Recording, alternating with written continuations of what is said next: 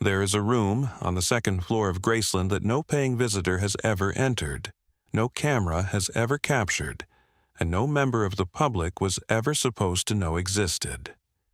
For nearly 50 years, it sat sealed behind a narrow door at the end of a dark hallway while millions of fans filed through the floors below, running their eyes over Elvis's furniture and his gold records and his jumpsuits, completely unaware that something was rotting quietly above their heads. The staff who had worked at Graceland for 30 and 40 years had never seen it. The curators who adjusted the velvet ropes every morning and polished the display cases had no reason to suspect it was there. And when federal agents finally pushed that door open, what waited inside was so methodical, so layered, and so deliberately assembled over what appeared to be years of patient obsession, that experienced investigators found themselves standing in silence, trying to process what they were looking at. This is not a story about music or nostalgia or the passing of an era. What happened at Graceland was a calculated attempt to steal one of the most watched and most protected properties in American history. And it only unraveled because a grieving young woman trusted her instincts when everyone around her was overwhelmed with loss. This is the full account of what really happened, and nothing you have heard before will have prepared you for it. To understand how something like this could take root, you have to go back not to the fraud and not to the courtroom, but to March of 1957, when a 22-year-old from Tupelo, Mississippi stood at the gate of a white-columned mansion on what would eventually become Elvis Presley Boulevard in Memphis, Tennessee. Fame had arrived for Elvis barely 2 years earlier, and it had arrived all at once. The records selling by the millions, the face on every magazine cover, the girls fainting at concerts while older generations called him dangerous. Underneath all of that noise, though, he was still a poor boy from the South who had grown up in a 2-room house and wanted badly to give his mother something beautiful.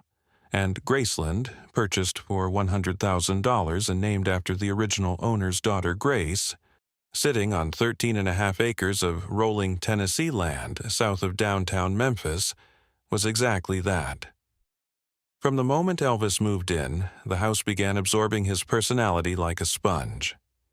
The jungle room emerged with green shag carpeting stretched across both the ceiling and the floor, a waterfall built into one wall, tiki-carved furniture pulled directly from Hawaii, and the kind of decorating logic that made complete sense only to the man who commissioned it. The television room ran 3 separate sets simultaneously tuned to competing channels because Elvis hated missing anything, and because he had the resources to indulge that particular anxiety.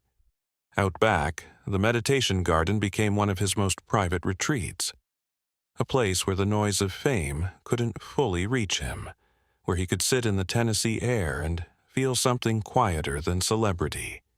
Every room in that house was a layer of the man he was trying to be behind the legend he had already become, flamboyant on the surface and searching for stillness underneath.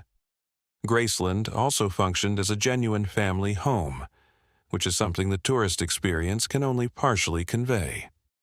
Lisa Marie Presley arrived there after her birth in 1968, and Elvis brought her up in those rooms, held holiday dinners in that house, and gathered his inner circle there regularly. The estate gave him the illusion of ordinary life even when ordinary life was structurally unavailable to him, and that illusion mattered to him deeply. Every framed photograph on those hallway walls, every piece of furniture chosen with deliberate excess, represented someone trying to plant roots in ground that kept shifting beneath him. August 16, 1977, ended all of that. Elvis was found unresponsive in the upstairs bathroom by his fiancée Ginger Alden, and he died at 42 years old from cardiac arrhythmia brought on by years of prescription drug dependency that had been hollowing out his body even as his fame held steady. Within hours, fans gathered outside the gates on Elvis Presley Boulevard, pressing flowers and handwritten notes through the iron bars, and the estate that had always represented vitality and excess and color became overnight a monument to absence. The man was gone, and the house stayed, and that distinction would define everything that followed. Vernon Presley took control of the estate after his son's death, and then passed away himself in 1979, leaving Graceland in trust for 9-year-old Lisa Marie, with her mother Priscilla stepping in to manage it. The decision Priscilla made next was the one that changed the estate's trajectory entirely, because she opened it to the public. Critics called it undignified. Some worried the interiors couldn't survive the volume of visitors. What actually happened was that 3,000 people walked through on the very first day when the gates opened in 1982.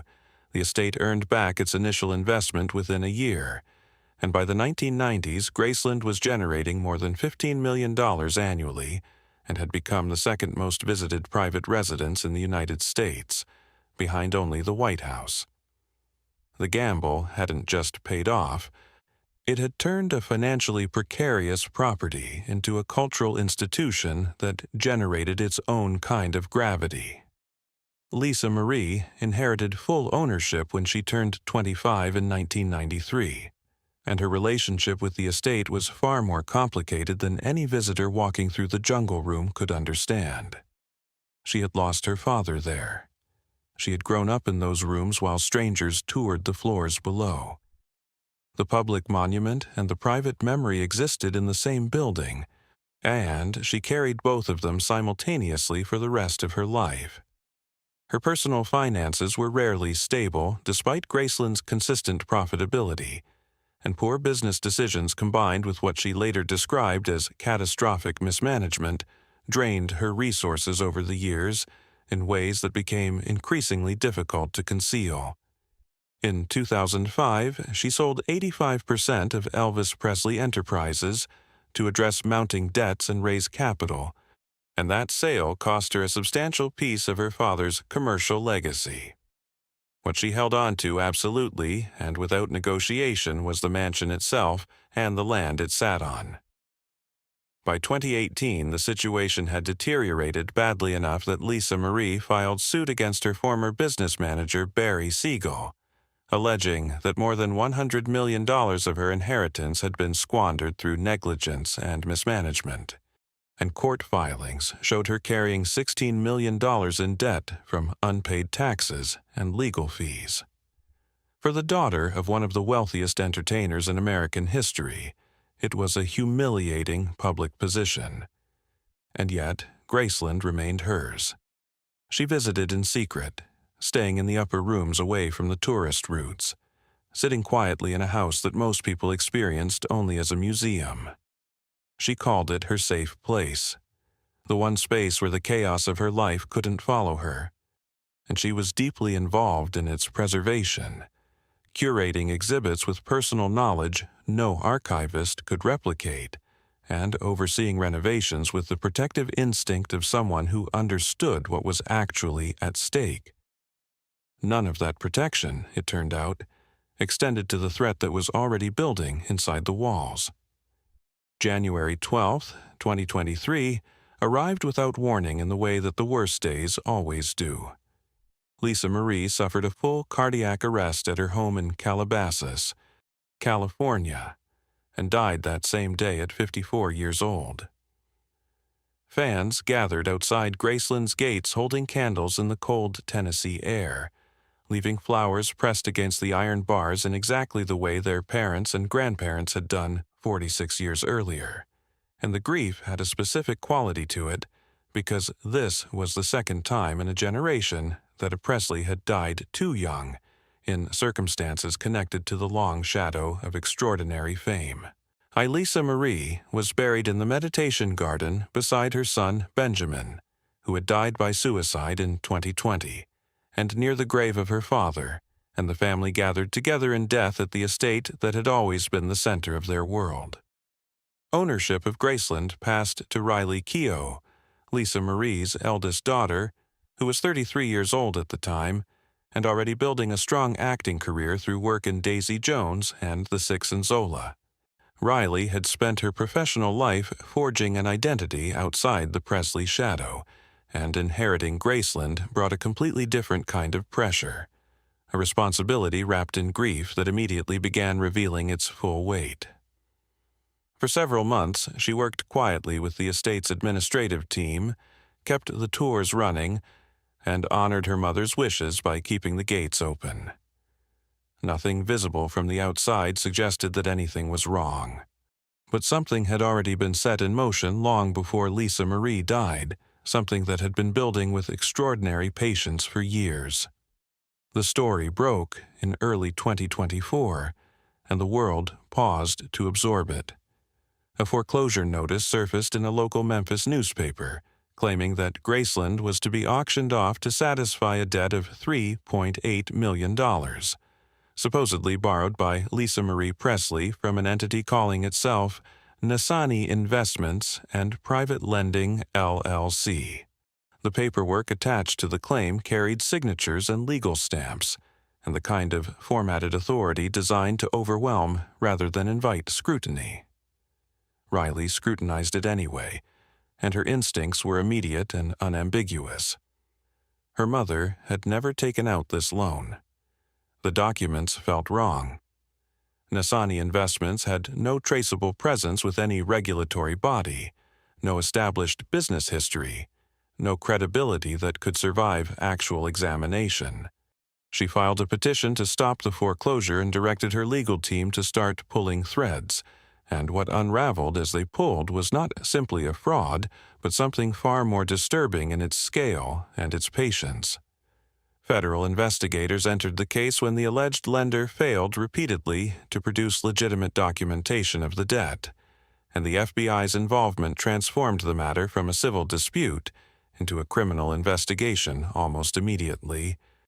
Nasani Investments turned out to be a constructed fiction, a phantom company assembled from fabricated documents, false addresses, and invented names designed to pass casual inspection but not forensic scrutiny. The trail led investigators across multiple states and eventually to a 53-year-old woman with a documented history of fraud, a former notary who understood the visual language of legal documents and had spent years targeting estates, banks, and financial institutions with sophisticated forgery schemes. What distinguished this particular scheme from her previous operations was not just its ambition, though the ambition was staggering, but the depth of preparation behind it. Forging documents to claim Graceland, one of the most legally scrutinized estates in the country, required intimate knowledge that could not have come from public records alone. Authorities arrested her at her Missouri home after weeks of building evidence, and when confronted, she admitted to fabricating the loan documents from scratch, replicating Lisa Marie Presley's signature through graphic overlays, and constructing false foreclosure notices designed to move quickly through a legal system she believed would be too slow to respond. She had also impersonated individuals supposedly connected to Nasani Investments, sending fraudulent correspondence to Riley's legal team to maintain the pressure and the appearance of legitimacy. The scheme was, in its own disturbing way, impressively constructed. None of it had anticipated Riley's refusal to be intimidated, and none of it had anticipated what agents were about to find when they turned their attention to the house itself. Riley granted federal investigators unrestricted access to every part of Graceland, including the second floor, and that decision changed everything about the case. The second floor had been sealed since August 16, 1977, the day Elvis died. And in the nearly 50 years since that afternoon, no tourist had ever walked those hallways, no journalist had ever photographed those rooms, and even most long-term staff had never gone up there. The reverence for Elvis's most private space was absolute and unspoken, a boundary that everyone observed without needing to be told. Opening those rooms now, under these specific circumstances, felt to everyone involved like disturbing something sacred. And yet Riley understood the investigation required it, and so the agents went upstairs. The atmosphere on the second floor was different from the curated spaces below, in a way that was immediately noticeable. Heavier. Quieter in a specific way that suggested the silence had been accumulating for decades. Dust was present, but less of it than investigators expected after 50 years of sealed rooms, and that discrepancy registered as wrong before anyone could explain why. A framed photograph on the hallway wall sat at a slight angle, the kind of angle that suggests contact rather than settling. Scuff marks traced a line across the wooden floorboards, consistent with something heavy being dragged. These details were individually dismissible, and collectively they were not. At the end of the hallway stood a narrow door that everyone had assumed led to a linen closet, the kind of door a hallway swallows without registering. When investigators pushed it open, what waited on the other side bore no resemblance to anything else in Graceland. No rhinestones, no velvet, no trace of Elvis Presley's taste or personality anywhere in the space. Broken furniture lay in disarray, overturned chairs with splintered legs, a gutted settee sagging toward the floor. Mahogany cabinets cracked open as though they had been searched. The walls were scuffed and damaged. Boarded planks covered the windows, admitting only thin blades of light. And arranged throughout the room, in formations that stopped investigators mid-step, were dozens of porcelain dolls. Some sat in perfect circles on the floor, positioned with a deliberateness that resisted innocent explanation. Others had been propped against the walls, their porcelain faces chipped and damaged, many missing eyes, several missing limbs entirely. A number of them bore burn marks, not random singeing, but deliberate scorching, concentrated on specific parts of each figure as though someone had held a flame there with focused intention. Forensic documentation of the room consumed hours before anything was touched. And as the photographs accumulated and the evidence bags filled, the shape of what had been happening in that room began to emerge. The floor was covered in papers, torn envelopes, faded typewritten documents, and file folders swollen with contents that appeared to have been accumulating over a significant period of time. Many of the documents were threats, written in red or black ink with a theatrical intensity that read almost like performance. Lines declaring that the Presley name would end with the house and that ownership was inevitable and that debts could not be buried. Some letters were addressed directly to the Presley heirs.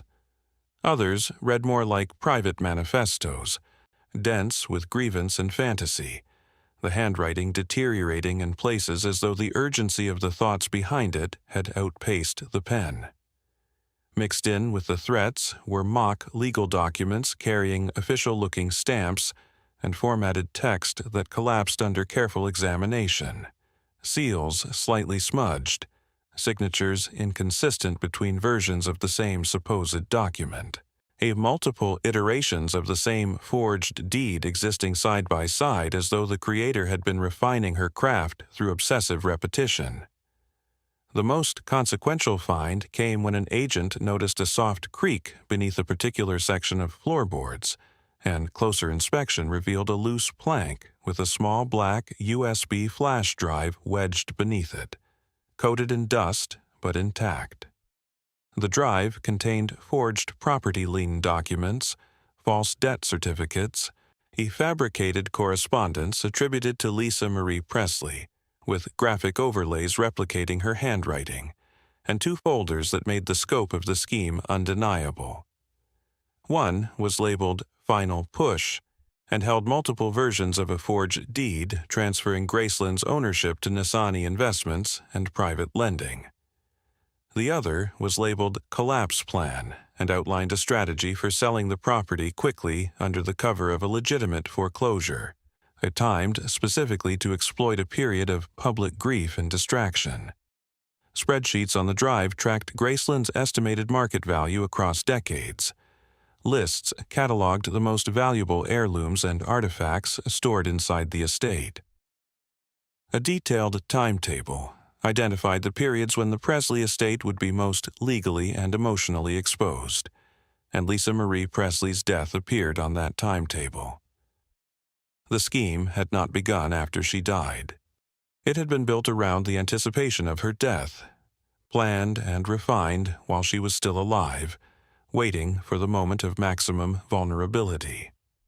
How the perpetrator had accessed that hidden room remained one of the investigation's most troubling open questions, with one theory holding that she had posed as a contractor during a past renovation project and used that access to establish a presence inside the estate before departing. What sat beyond question was the psychological character of what she had built up there. The dolls, the threats, the ritualistic arrangements, the years of accumulated documentation all pointed to something that had long since crossed the border between criminal calculation and genuine obsession. This had never been purely about money. It was an attempt to force entry into the Presley story itself, to embed a fabricated claim into a legacy through sheer persistence and fraud. Forensic handwriting analysis confirmed that samples from the documents in the room matched paperwork submitted to local courts during the attempted foreclosure, and the USB drive connected everything into a single chain of evidence that left no meaningful room for defense.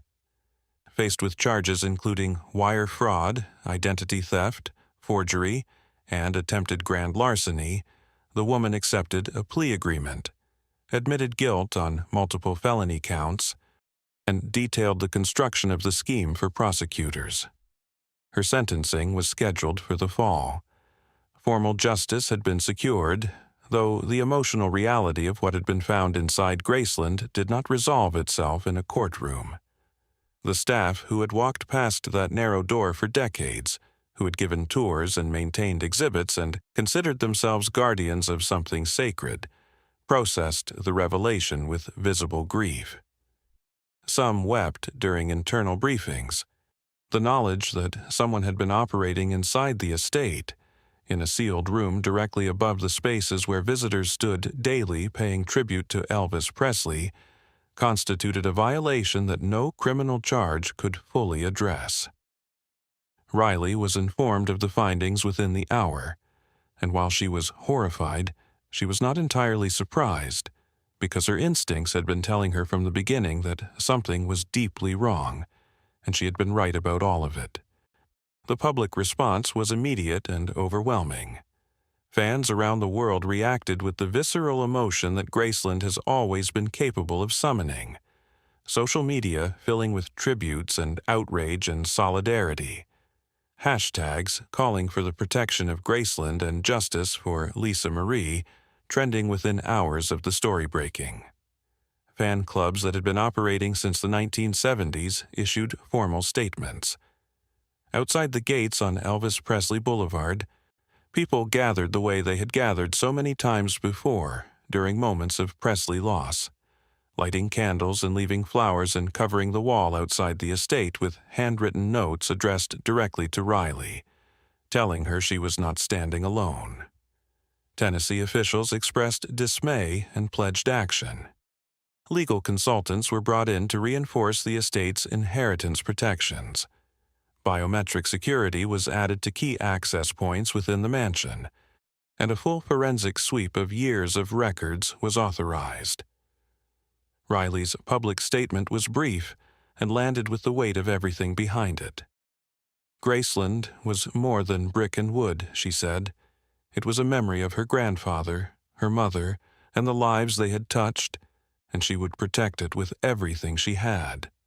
Those words were broadcast by every major media outlet within hours and replayed around the world not because they were elaborate, but because they were true, and because the feeling behind them, of standing in front of something precious that someone is actively trying to take away and deciding that you will not step aside, was a feeling that required no translation. Graceland reopened its gates weeks later, quietly at first, the visitors returning, the tours resuming with a weight that everyone present could feel and that no script could fully capture. A garden of white roses was planted near the meditation garden, where 3 generations of Presleys now rested in the Tennessee earth, and a new plaque was installed bearing Lisa Marie's initials alongside the words, "This house was love. It will remain love." Visitors stood in front of it and wept. Tour guides delivered their lines with voices that caught slightly more often than usual. And Riley Keough walked the grounds of the estate her grandfather had purchased at 22 years old and felt, perhaps for the first time with genuine clarity, what it meant to be its guardian rather than simply its heir. What the entire episode revealed was something that goes beyond the specific facts of the fraud. Great things attract not just admirers but people who want to possess them by force when admiration isn't enough. The qualities that make Graceland worth protecting, its history, its emotional weight, its place in American cultural memory, are precisely the qualities that made someone believe it was worth the years of planning and obsession required to attempt stealing it. And what the attempt also revealed was the depth of the protections that form around a legacy that genuinely belongs to the world, because a young woman refused to be moved. A legal team pulled threads with patience and precision. Federal agents opened a door that had been sealed for nearly 50 years, and a community of people who had never met each other but shared a common devotion showed up outside iron gates to demonstrate that they were paying attention. Graceland stands today on Elvis Presley Boulevard, exactly where it has always stood. The Jungle Room is still there. The meditation garden still holds 3 generations of Presleys in the earth beneath the Tennessee sky. The staircase is still cordoned off at the bottom because some things remain too private even for the most devoted visitor. And somewhere on the 2nd floor, behind a narrow door at the end of a hallway, is a sealed room that most people will never see and that everyone who knows about it will carry in some form from now on. The dolls are gone. The documents are in evidence. The flash drive has given everything it contained to the people who needed to know. And Graceland is still there, still standing, still open, because someone decided it was worth fighting for and proved she meant it.